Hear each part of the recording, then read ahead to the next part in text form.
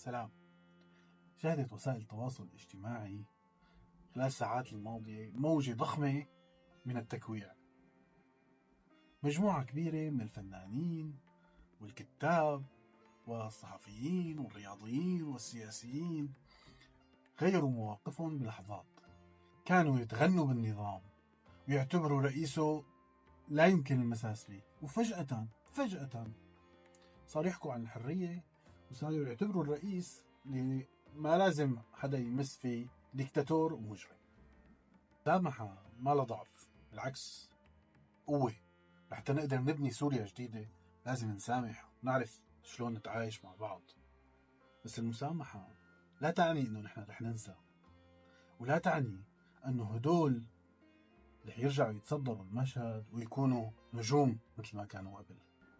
لا شك انه سوريا المستقبل بحاجة لوجوه جديدة، وجوه كانت مع الثورة من البداية. فلا يعقل مثلا انه نشوف بسوريا الجديدة سلاف فواخرجي وباسم ياخور وشكران مرتجى عم يتصدروا المشهد الدرامي والفني على حساب سوسن أرشيد وريم علي وغطفان غنوم وفارس الحلو وسميح شقير وجهاد عبده وعبد الحكيم قطيفان وغيرهم وغيراتهم. ولا يمكن انه نحن نتخيل انه يعتلي خشبات المسرح غسان مسعود وفايز قزق بينما يتم تجاهل نوار بلبل وعبد القادر الملا وغيرهم وغيراتهم. ولا يمكن انه نتخيل فراس الخطيب والثاني عمر السومي يتصدروا المشهد الرياضي على حساب شخص مثل جهاد الحسين. كمان تخيلوا انه نزيه ابو عفش وادونيس يتصدروا المشهد من جديد ويتم نسيان اقلام عظيمه مثل فواز حداد وسامر رضوان وغسان زكريا وغيرهم وغيراتهم. او تخيلوا مثلا شخصيات مثل شادي حلوه او كنانة علوش يتصدروا المشهد الاعلامي على حساب محمد الحاج بكري وزوي بستان وعلي سفر وغيرهم، او على حساب الشباب الابطال بتلفزيون سوريا اللي نقلوا الحقيقه لحظه بلحظه.